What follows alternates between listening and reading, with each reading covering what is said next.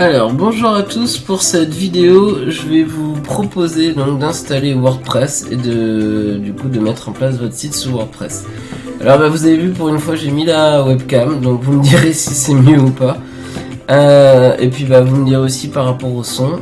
Donc on va commencer tout de suite. Alors on va se rendre donc sur le site de WordPress évidemment. Donc on va aller sur la version française. Ils vont nous proposer donc de créer notre site internet.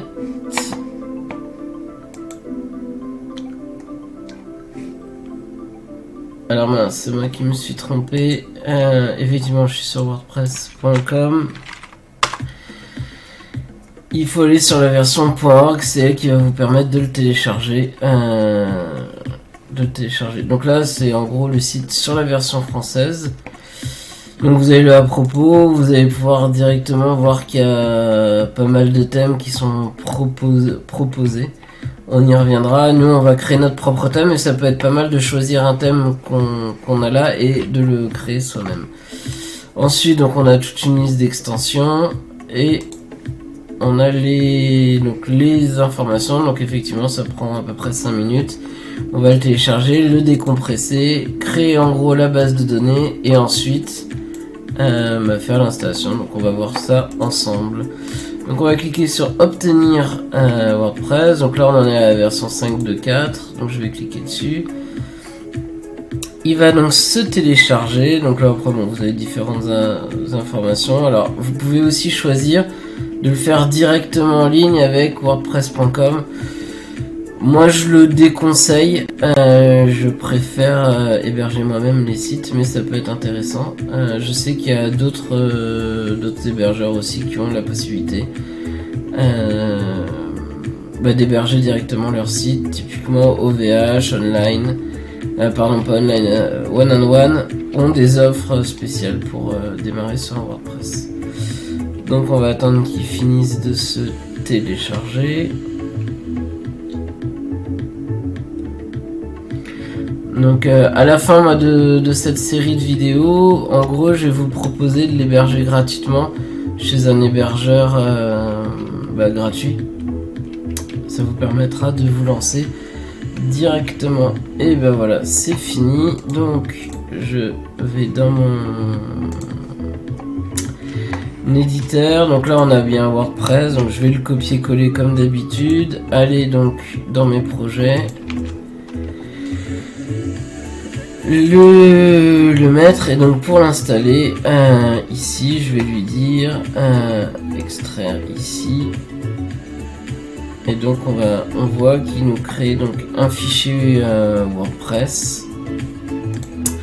Donc ensuite je supprime ce fichier là et donc je vais me rendre via le navigateur. On va taper l'adresse, donc ça va être localhost/WordPress. Donc là, je lance les choses.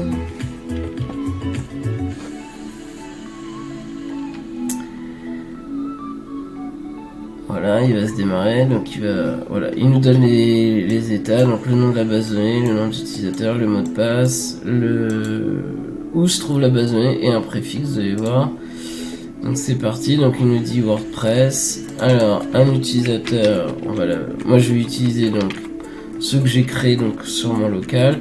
C'est vrai que moi j'ai tendance à laisser le WP en underscore parce que parfois on met un WordPress et puis on peut avoir d'autres choses dans la même base de données. Bon après vous pouvez toujours créer deux bases de données, mais pour l'exemple je vais faire comme ça. Donc je vais lui dire envoyer. Donc là il me dit impossible de sélectionner la base de données parce qu'effectivement je ne l'ai pas créée. Donc on va aller PMA, parce que moi c'est là que j'ai stocké ma base de données. Donc c'est route. Donc là je vais dans base de données.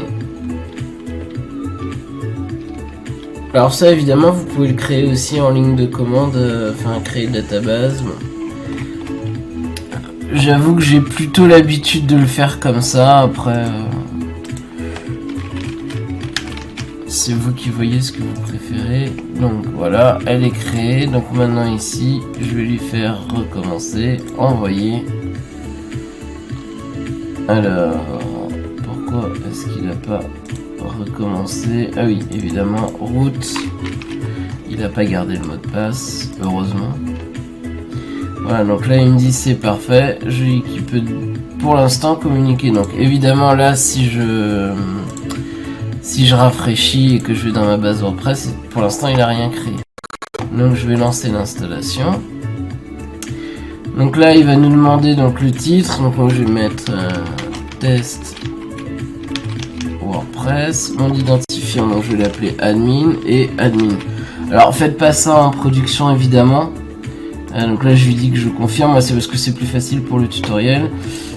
Ici je vais mettre admin@test.com. Donc là c'est vrai, mettez une vraie adresse que vous allez pouvoir récupérer.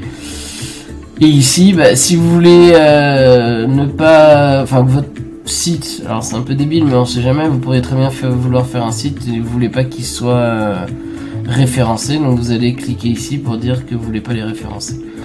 En gros ça a modifié un fichier qui s'appelle le robot.txt, qui est en gros quand les robots donc qui font de l'indexation de site internet, quand ils viennent sur votre site, ils regardent s'il y a un robot TXT, et si le robot TXT leur dit bah non tu prends pas les données ici, en gros ils n'indexent pas votre site. Alors en gros ils l'indexent mais ils vont pas le mettre dans le moteur de recherche. Donc on va faire installer WordPress.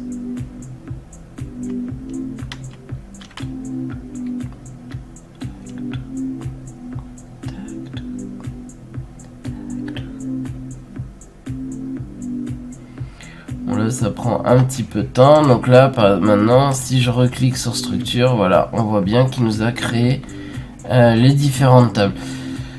Du coup je vais faire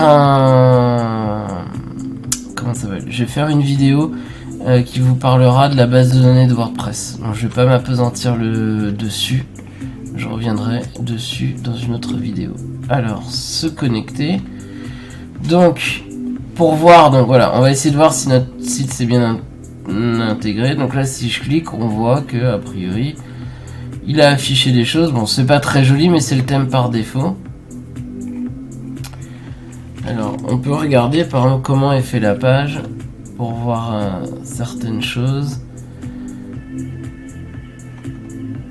Hop, donc on voit qu'il y a différentes choses.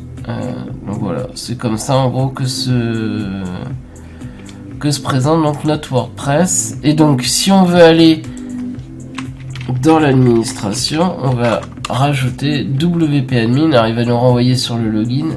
Et donc là vous allez mettre ce que vous aviez tapé au tout début.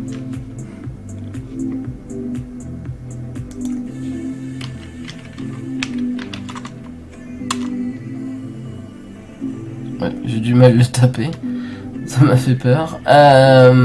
Donc voilà le tableau de bord de WordPress.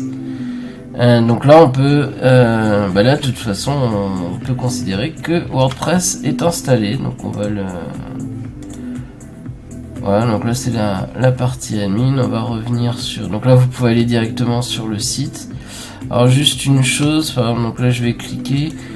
Voilà, si vous vous connectez, vous allez avoir du coup donc cette barre qui va s'afficher à chaque fois. Donc vous avez admin, vous pouvez modifier mon profil, changer les photos et aller directement donc aux choses importantes et personnalisées, voir les commentaires. Vous pouvez directement créer des choses. Donc là c'est pour aller directement sur le WordPress. Et une chose que je voulais vous montrer, donc c'est le codex. Alors le codex on y reviendra régulièrement, mais en gros c'est ici que vous allez tout apprendre sur WordPress. En gros, par exemple là vous avez les liens pour comment préparer, changer sa langue.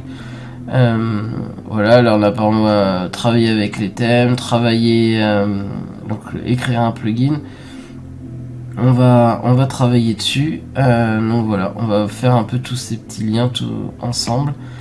Et du coup voilà, créer, designer un blog, créer des enfants, créer des thèmes, décliner son thème, parce qu'en gros vous allez voir que WordPress, souvent on va partir d'un thème existant et en faire en gros ce qu'on appelle un thème enfant, où on va personnaliser un thème déjà existant. Alors nous on va vraiment partir on va vraiment faire ça de A à Z. En gros on va partir du thème, on va créer notre propre thème de A à Z.